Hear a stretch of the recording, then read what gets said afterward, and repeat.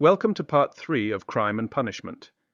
Here we plunge deeper into the tumultuous currents of Raskolnikov's psyche, where grandiose theories clash with the raw reality of his actions. His belief in the extraordinary man, one who transcends moral boundaries for some perceived greater good, is a dangerous dance on the edge of a moral abyss. Raskolnikov, ensnared in his own web of philosophical justifications, mirrors Nietzsche's concept of the Übermensch. Yet, unlike Nietzsche's ideal of self-overcoming, Raskolnikov's vision is steeped in fear and desperation. His theories serve less as a roadmap to greatness and more as a fragile shield against the crushing weight of his crime.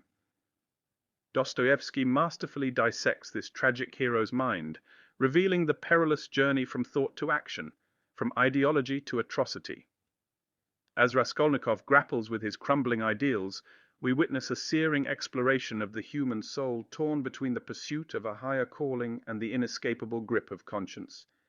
Here lies a stark reminder: ideas, no matter how lofty, must face the ultimate crucible, the human heart.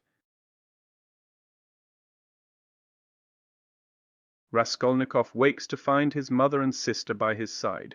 Yet, instead of comfort, he feels intruded upon and demands solitude, causing distress and confusion among his family.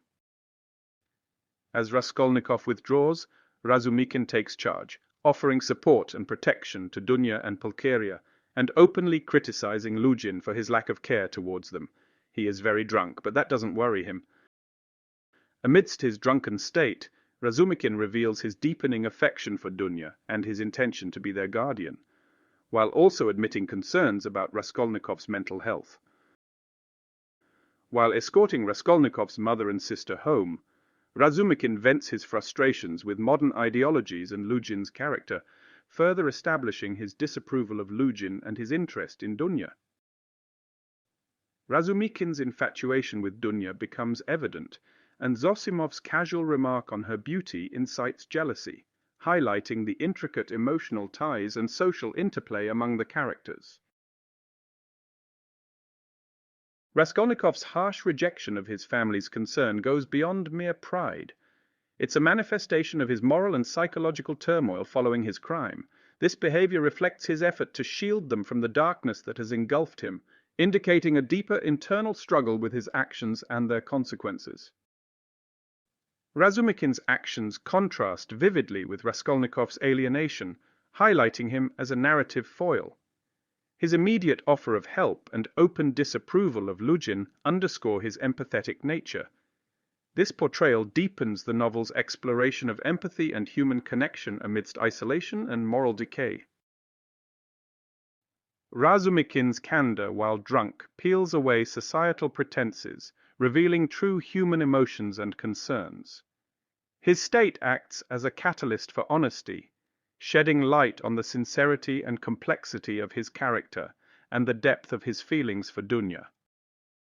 Razumikin's ideological argument reflects the societal and philosophical upheavals of the era, showcasing Dostoevsky's commentary on the intellectual and moral conflicts of 19th century Russia. His personal distaste for Luzhin's philosophies underscores a larger narrative on the authenticity versus superficiality in societal reforms. The Russian native soil shall never be replaced by the complete impersonality of the Westerners. This chapter deftly intertwines various personal dynamics, revealing the layered emotions of the characters. Razumikin's reaction to Zosimov's comment about Dunya highlights the novel's exploration of complex human feelings.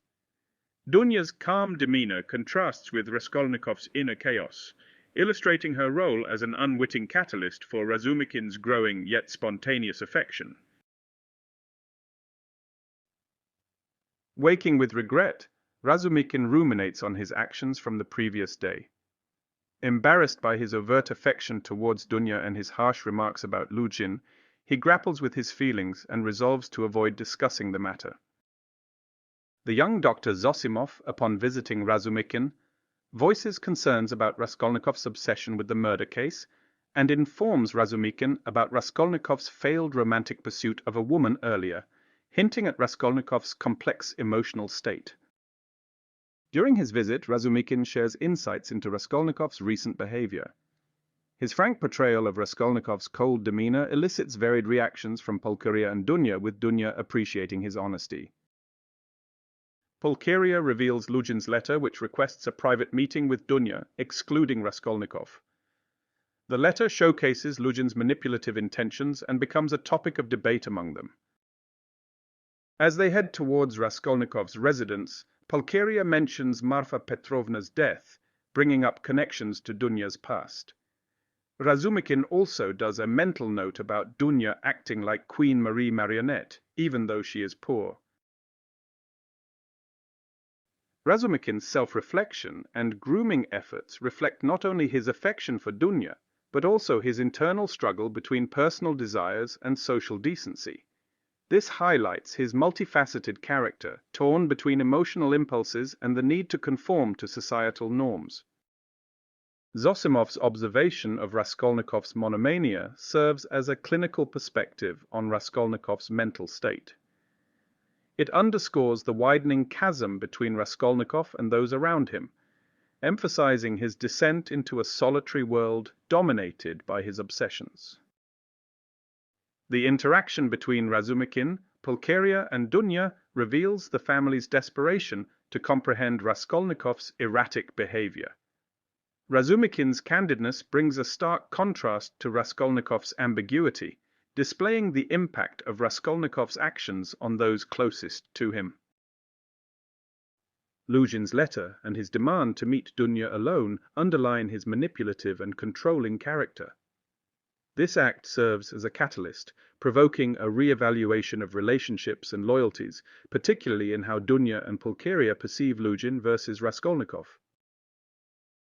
The discussion about Marfa Petrovna's death and past connections unveils the intricate web of relationships that shape the character's current actions and decisions. Razumikin is strongly affected by Dunya and likens her to Marie Antoinette to highlight that being poor and in hardship doesn't need to remove your dignity. Dunya is there to guide them through the darkness.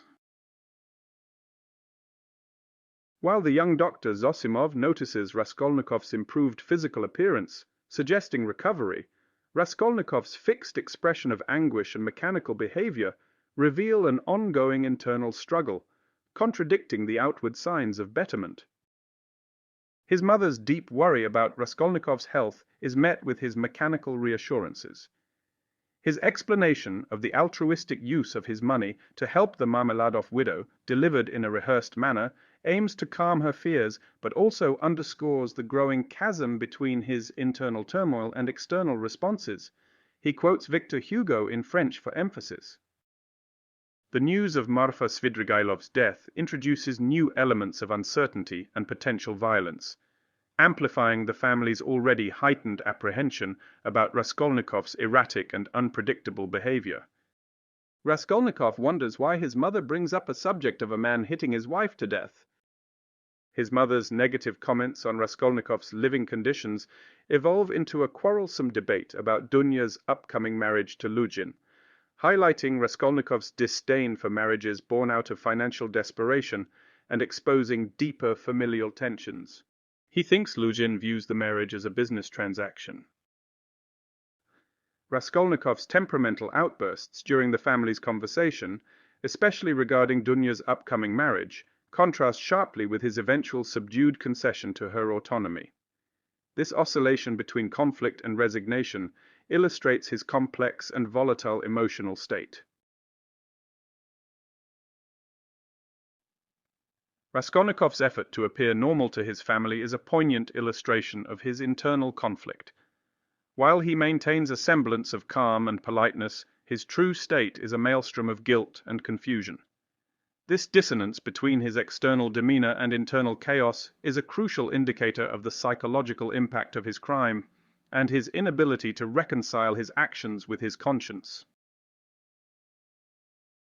Dunya's observation of Raskolnikov's mechanical behavior and Zosimov's diagnostic uncertainty highlight the complex nature of Raskolnikov's mental state. This portrayal goes beyond typical characterizations of madness, delving into the nuanced realm of psychological disarray that defies easy categorization. It underscores the novel's exploration of the fine line between sanity and insanity, rationality and irrationality. The mysterious circumstances surrounding Marfa Svidrigailov's death serve not just as a plot device, but also as a dark foreshadowing of Svidrigailov's enigmatic and morally ambiguous role in the story. This subplot weaves a sinister thread into the narrative, suggesting a deeper, more unsettling connection to Raskolnikov and his family. The heated debate over Dunya's marriage decision unveils Raskolnikov's harsh moral judgment, revealing his contempt for societal norms that condone financial motivations in personal relationships. This scene is a critical reflection of the ideological struggle between Raskolnikov's idealistic principles and the harsh realities of societal expectations and economic survival. This is also why he quotes Victor Hugo saying, "Drop dead, dogs, if you don't like it." Idealism is one thing, but surviving is also crucial. Raskolnikov's insistence on correcting the misconception about the money foreshadows an inevitable confrontation with Luzhin. This moment not only highlights Raskolnikov's acute attention to detail, such as the language Luzhin uses, but also sets the emotional groundwork for a forthcoming clash. It emphasizes the intricate web of manipulation and deceit that Raskolnikov must navigate, deepening the psychological tension as the story progresses towards its climax.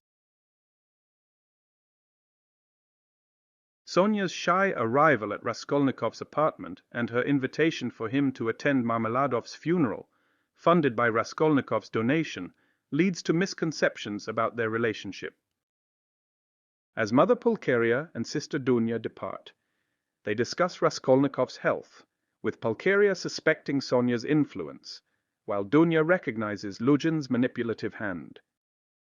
Raskolnikov admits to Razumikin about his transactions with the murdered pawnbroker, revealing his anxiety about potential links to the crime. Svidrigailov's arrival and conversation with Sonia indicate his growing involvement in her life, adding complexity to the storyline. Raskolnikov's visible nervousness contrasts with his efforts to appear unconcerned about the murder investigation. His internal monologue about singing Lazarus reveals his struggle between confession and maintaining his facade. The misinterpretation of Sonia's visit highlights societal prejudices and her emerging role as a beacon of hope in Raskolnikov's troubled existence. The dialogue between Pulcheria and Dunya showcases the complexities of family dynamics, where love, suspicion, and external influences intertwine. Raskolnikov's confession foreshadows the intricate dance he must perform with the law and his conscience as a result of his past actions. Svidrigailov's subtle entry into Sonia's life sets the stage for his role as a significant catalyst, impacting the narrative's trajectory. Raskolnikov's contemplation of singing Lazarus symbolizes his struggle between confession and maintaining his composure, illustrating his perception of being marginalized like the beggar Lazarus. This introspection adds depth to his character, highlighting his complex moral and psychological conflict.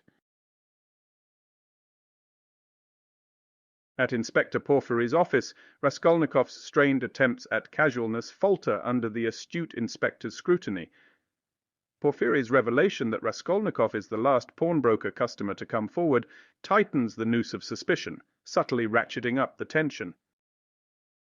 The emergence of Raskolnikov's academic article becomes a focal point, delving into theories of crime that disturbingly parallel his own internal justifications. Porfiry artfully uses this discussion to probe deeper into Raskolnikov's psyche, intertwining legal theories with philosophical inquiries. The conversation evolves into an exploration of moral law, weaving in the biblical narrative of Lazarus and of New Jerusalem. This discussion serves as a backdrop for the controversial idea of great men like Napoleon, which echoes Raskolnikov's internal conflict between moral absolutes and personal justification. Amidst the intellectual sparring, Raskolnikov finds himself teetering on the edge of Porfiry's psychological trap. It's Razumikin's timely intervention, correcting a crucial date, that saves Raskolnikov from a dire misstep, showcasing the intricate investigative dance at play. The chapter culminates with Raskolnikov narrowly avoiding incrimination thanks to Razumikin's accidental but crucial correction. Porfiry's swift ushering of them out of the office leaves an air of unease, hinting at the ongoing cat-and-mouse game between the inspector and his prime suspect. Raskolnikov's strained attempt at casualness in Porfiry's office underscores his inner turmoil. This act of feigned indifference is not just a defense mechanism, but a portrayal of his conflicted psyche, torn between guilt and a desperate need to maintain a semblance of innocence. Porfiry, with his keen understanding of human nature, subtly steers the conversation to unsettle Raskolnikov. His methodical approach is not just about gathering evidence. It's a psychological maneuver designed to probe the depths of Raskolnikov's troubled mind and possibly trigger a self-betrayal. The discussion of Raskolnikov's article serves as a mirror to his inner world, revealing his complex justifications for his actions.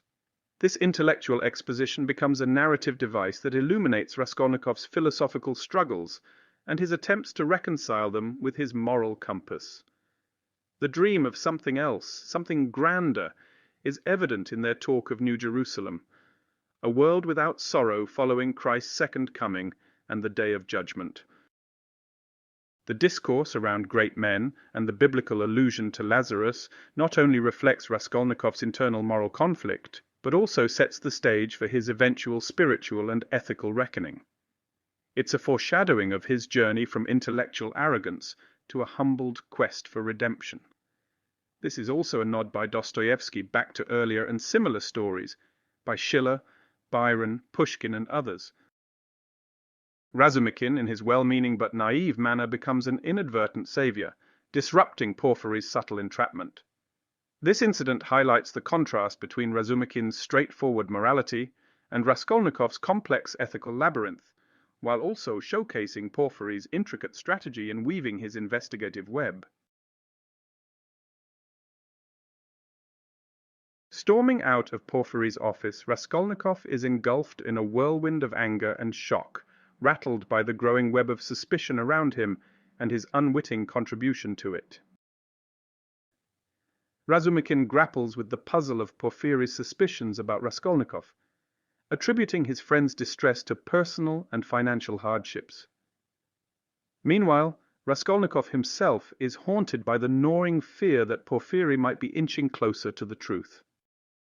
In a chilling moment, a mysterious tradesman unnerves Raskolnikov by accusing him of murder, sparking a cascade of paranoia and conjecture about the man's true identity and intentions. Raskolnikov's internal conflict reaches a crescendo as he grapples with his failure to live up to his own ideal of an extraordinary man. His reflections on historical figures contrast starkly with his own inability to justify his heinous acts. In the throes of a nightmarish dream, Raskolnikov revisits the scene of the crime, only to face an absurdly impossible scenario, further deepening his self-doubt and sense of futility. He awakens to find Svidrigailov, a figure shadowed with mystery, revealing his knowledge of Raskolnikov's feigned sleep and marking the beginning of a new, uneasy chapter in the story. Porfiry's subtle yet incisive interrogation techniques highlight a profound understanding of criminal psychology. His approach, focused on unsettling Raskolnikov rather than relying on direct accusations, exemplifies the power of mental manipulation in unraveling a suspect's composure. This not only pushes Raskolnikov towards the edge of confession, but also mirrors the novel's exploration of the psyche under duress. Razumikin stands at a crossroads of loyalty and skepticism, reflecting the human dilemma of trust versus intuition. His growing internal doubts about Raskolnikov's innocence, despite his steadfast support, underscore the theme of moral conflict and the agony of suspicion within close relationships. The tradesman, more than just an accuser, embodies Raskolnikov's internalized fear and serves as a mirror to his guilt. This confrontation starkly illustrates the concept of external forces echoing one's internal guilt, a recurring motif in Dostoevsky's exploration of the human conscience under the weight of unpardonable sin. Raskolnikov's struggle to reconcile his philosophical beliefs with the weight of his conscience underscores a crucial theme: the inability of intellectual ideology to fully suppress human empathy and moral reckoning. His torment reveals the inherent flaw in his utilitarian justification for murder, marking a pivotal point in his psychological unraveling and challenging the notion of moral exceptionalism. Raskolnikov's dream, where he fails to kill the pawnbroker, serves as a potent metaphor for his real-life impotence in escaping the ramifications of his actions. This dream sequence not only symbolizes his inability to rewrite or escape his narrative, but also delves into the broader theme of predestination versus free will, questioning the human capacity to shape one's destiny in the face of inherent moral boundaries. Now we have gone through the chapters of Part 3. Let's dive deeper into the Lazarus theme.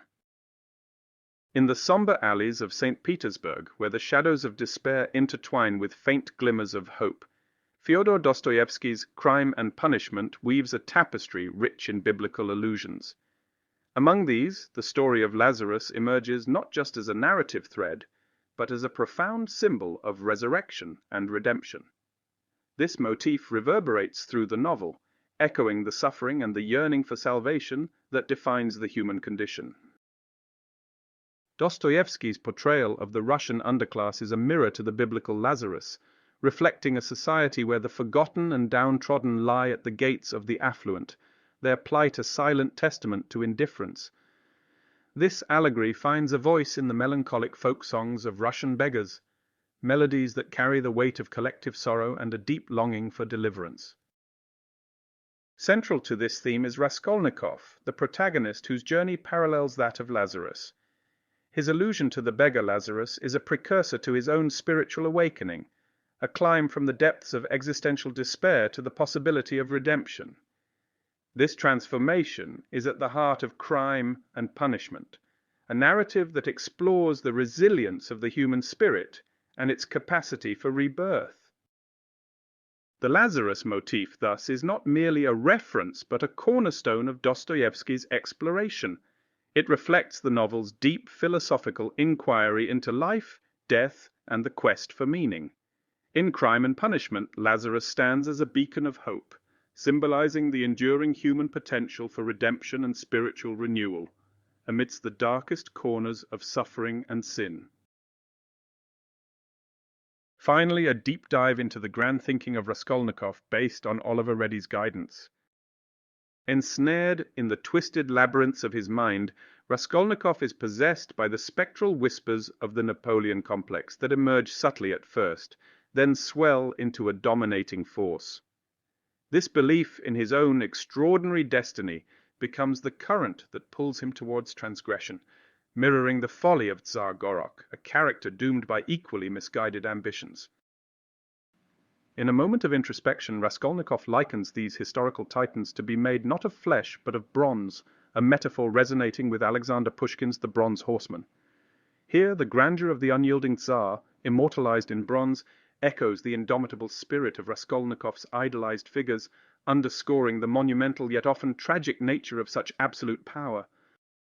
As Raskolnikov descends into the chasm between his delusions of grandeur and the grim reality of his guilt, Dostoevsky plunges into profound questions of morality and self-justification, challenging the hubris of the extraordinary man. This clash between ambition and truth reaches its zenith in Part 3, where the cracks in Raskolnikov's twisted reasoning begin to show.